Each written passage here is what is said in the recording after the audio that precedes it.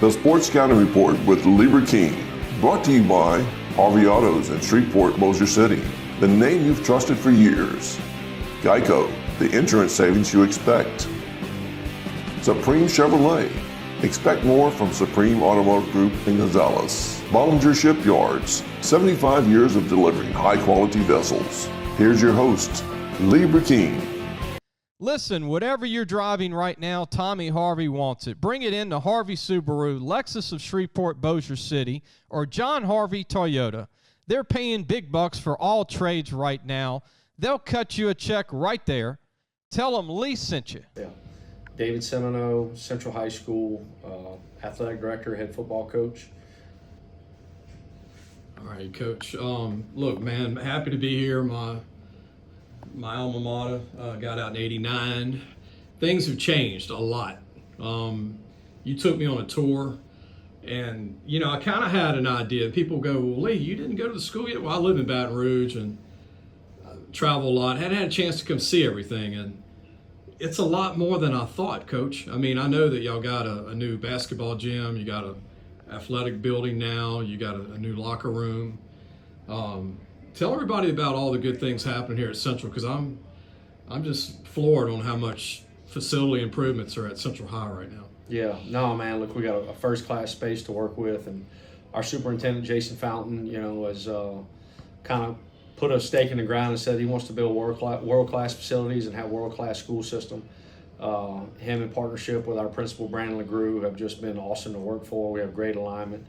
The buildings here are awesome, but I always say, it's more about flesh and blood than it is bricks and mortar. But certainly the bricks and mortar help. And, when you walk through here and you see the commitment to excellence when it comes to the academic piece, the athletic piece, and the arts that runs throughout our whole school system, it's just something that it's an exciting time to be a part of. And, obviously basketball is doing great right now. They're in the semifinals, the number 2 seed in the state, and got a great chance to make it to the finals. Excited about what those guys are doing.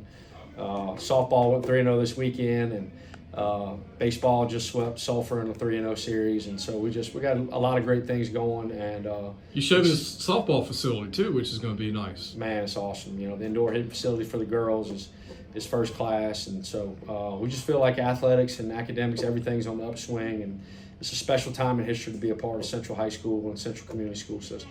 And you're a graduate of Parkview Baptist. I remember we promoted you when you played there for legendary coach, the late Kenny Guillotte. Any thoughts on your old coach?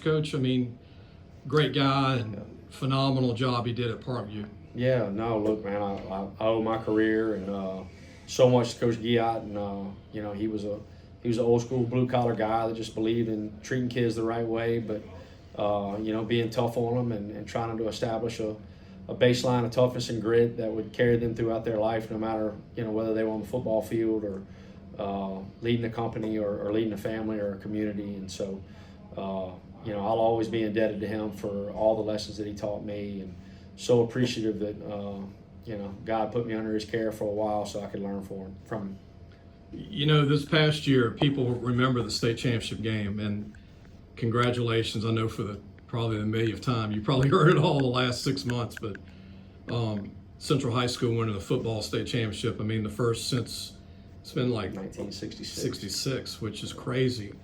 And the history that this school has had with Steve Ensminger, Sean Burks, the McClures, Trey, Tana, and all the McClures that came out of here, and Todd McClure, football and baseball.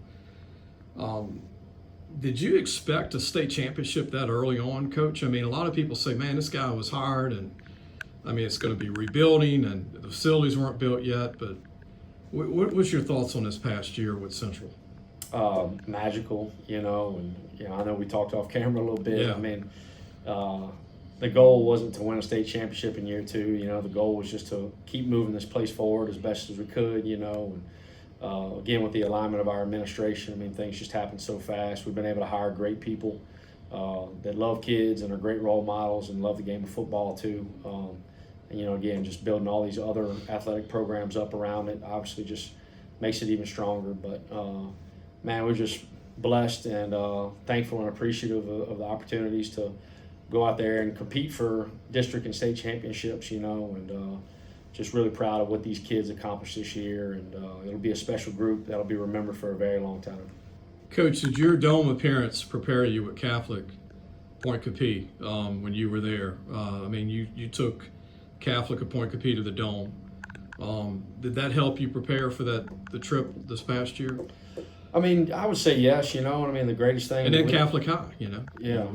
The greatest thing about our time at Catholic Point Capee, and going and playing in the Dome over there, it was a wonderful experience. But people talk to me about, man, it was awesome. Y'all won 42-0. Well, I'm humble enough to remember when I got smashed by 40 points in the Dome before too. That's something that from a humility standpoint that you're going to remember. And it's one of those things that you go out, you put your best foot forward, and sometimes it's your day and sometimes it's not. And we were proud that it was our day this year, and again, proud of what the kids accomplished this year to make that happen. Plus your experience at Catholic High Baton Rouge playing a state championship game. Being that I went to school here, I remember the community's a lot bigger now than it was in 1988, 89 when I was here. But when I was looking at the game in the Dome and watching you against Ruston, I truly believe everybody in Central was at that game.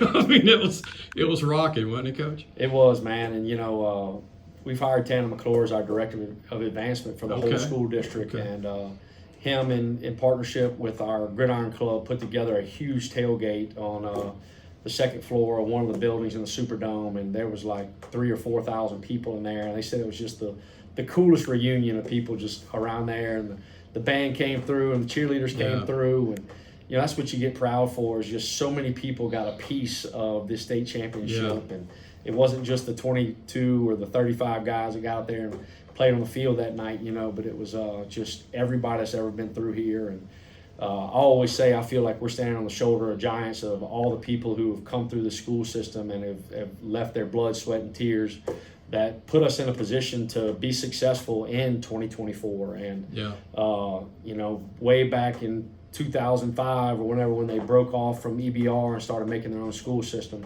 that's when this state championship was won. It wasn't because of what David Simoneaux did in 2024. This all started a long time ago. And so we're really proud of the whole community and, excited to be able to share this state championship with so many people. Plus, I think you're keeping a lot of kids now staying in the community, Coach. At one time, growing up here, I remember Redemptorists used to get a lot of Central kids. Parkview, where you played. Catholic High, where you coach. So what's your thoughts on that moving forward? The community's growing, and it's a big town now. Town is the city of Central. But what do you think of compared to when I went here, like in the 80s and 90s? I see a lot of the kids staying now. Yeah. I think that's critical to us being successful. And, you can't just ask people to stay here because they're from Central. You got to give them a product that's better than what's going on around you. And so that's the goal, is to build a product that makes people want to stay here. Yes, we want you to be proud that you're from Central and that, that you want to stay here for those reasons, but we also want to develop you better than anybody else. We want to give you better academics than anybody else. And we want to have relationships that are deeper than any other program that there will be around here, So I hope that the proof's in the pudding, that, people that are from Central can come here and can get a fantastic education and can come over here and be loved and developed by our coaches and given a great experience that they'll never forget. Going back to state championship game, a lot of people that are not from this city, they don't maybe know or remember there was a big wreck during the year involving a couple of your players. Your quarterback, Jackson Furman, Emmanuel Williams, and some other players. And to see your quarterback, Furman, come back and lead this team, and what he did in the Dome was incredible. He was out of sight on, Coach. And then Emmanuel Williams came back and played for you. What was that like for you as a coach to know these kids were able to come back from a really tough wreck during the season? I've said it time and time again, but those guys are really just kind of the personification of who our football team was. And Kylan Thomas was the wide receiver that was also involved in the crash, and him and Jackson missed 1 week, the opening week against De La Salle, and then were able to play the next week, and they hit for a long touchdown pass, about a 50-yard touchdown pass, which was a surreal moment. But when Manny played his first game against West Monroe here in the quarters and was able to bust that 35-yard touchdown run, a really tough, gritty run. I mean, there wasn't a dry eye in the place, you know. So the resilience of those guys, you know, and Jackson Furman playing his best football in Week 15, you know, all those things are just, you know, goes back to the magic of what this season was and the type of bond and brotherhood that these kids had for each other. And you know, there was something inside of this football team that you couldn't help but say that they were just trying to keep winning so that Manny Williams could play in the playoffs. And so they kept winning football games. And, man, it was a magical ride and something I'll always be proud of. And those three kids in particular were the personification of who our football team was and what we stand for. And, you know, people don't realize Ruston High School was a super talented team, the team you were playing. And I don't think they've been beaten like that in a long time. I mean, that was a dominant effort, Coach. First quarter went by and went, you know, Ruston might come back, you know, like normal games. And second quarter goes by, third quarter goes by. But Jackson Furman, I mean, never playing in the Dome before, never been in a state championship game. He was cool and collective, Coach. What do you think about his future at Nicholls State and what they're getting with Jackson? Yeah, you know, I mean, back to Ruston real quick. I mean, so much respect for Coach Ball and Coach Williams, and you know, a lot of what we've done here we've tried to pattern our program after what they've built over there. Again, you know, I've been whooped in the Dome before and know what that looks like, and so just nothing but respect for those guys, and they got a great football team. You know, Jackson is a guy. Again, he played his best football in Week 15. You gotta just respect a guy that stays the course through all the turbulence that this year had, and goes out and puts on a performance like he did. You know, when you talk about measurables, I mean, Jackson is a 6'3", 210+ pound kid that's a 275+ pound power cleaner, and he's not just one of these quarterbacks that wants to sit back in the pocket and just kind of sit there and deliver the football. He's a tough football player, and you know, can be physical and run the football too. You know, so. His upside is tremendous, and we're so excited to see him play at the next level and know that Nicholls is getting a very good football player. What do we do now, Coach? I mean, now y'all just won it, and you know, most coaches say, you know, you got to at some point stop living in that moment of winning it, right? You got to get back to the next year. Yeah. How hard is that to get the attention back to zero? Yeah.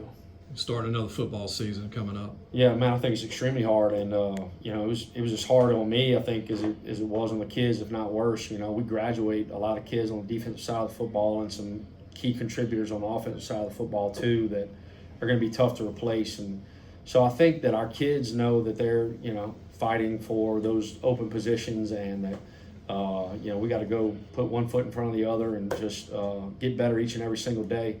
For our coaches, this was such a long season, and something that just wore on. So it took a toll on us, and you know, it took us a little time to take a deep breath and get back in the fight. But you know, we're back, and we're at it, and we're excited about the 2025 campaign, and look forward to hopefully putting our best foot forward next year. Well, it was meant to be, because I had a bunch of people calling me after your Neville game, and they were saying, "Lee, let's talk about Neville." And I'm like, "Well, I didn't see the game." They're like, "Well, let me tell you how the game ended."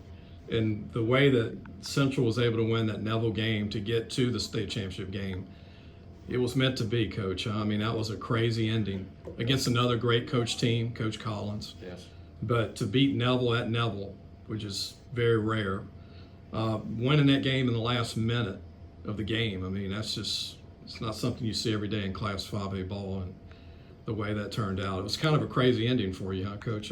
Absolutely, you know, and you know, excited the kids got back there and were able to get that ball blocked and scooped and scored. But yes, Bill Rupel is a tough place to play, and a storied program, and it's been tough going over there the last couple of years and playing those guys. Congratulations! I mean, you got to beat Neville, you got to beat Ruston, two of the best teams in North Louisiana, which is unheard of. First for Central and winning the state title, first since 1966.